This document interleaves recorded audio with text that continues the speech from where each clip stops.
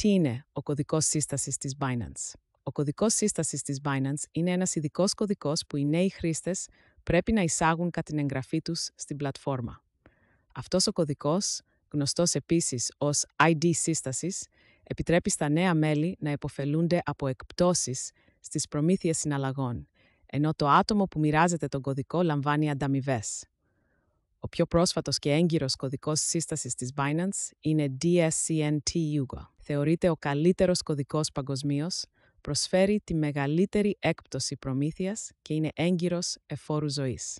Ποια πλεονεκτήματα αποκτάτε όταν εγγραφείτε στη Binance με τον κωδικό σύστασης DSCN-TUGO?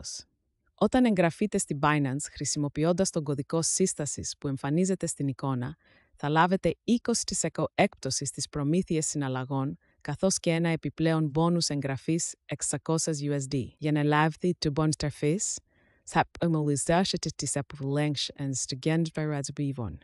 Τι είναι ο κωδικός σύστασης της Binance? Ο κωδικός σύστασης της Binance είναι ένας ειδικός κωδικός που οι νέοι χρήστες πρέπει να εισάγουν κατά την εγγραφή τους στην πλατφόρμα. Αυτός ο κωδικός, γνωστός επίσης ως ID σύστασης, επιτρέπει στα νέα μέλη να υποφελούνται από εκπτώσεις στις προμήθειες συναλλαγών, ενώ το άτομο που μοιράζεται τον κωδικό λαμβάνει ανταμοιβές. Ο πιο πρόσφατος και έγκυρος κωδικός σύστασης της Binance είναι DSCN-TUGO. Θεωρείται ο καλύτερος κωδικός παγκοσμίως, προσφέρει τη μεγαλύτερη έκπτωση προμήθειας και είναι έγκυρος εφόρου ζωής. Ποια πλεονεκτήματα